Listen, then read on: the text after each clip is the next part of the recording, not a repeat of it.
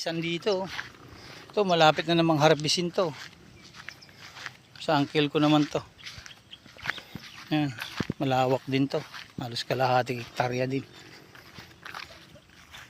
Maisan kulay pula, pampakain sa ginagawang feeds. Ayan. Maganda yung bunga niya, tiggalawa. Ayan.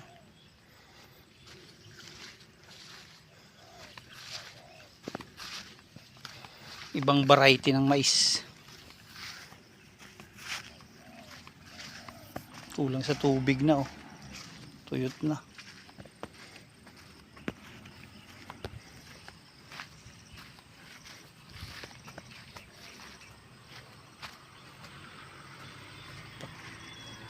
Nag-ano yung kapatid ko ng ano, damo, papakain sa baka niya.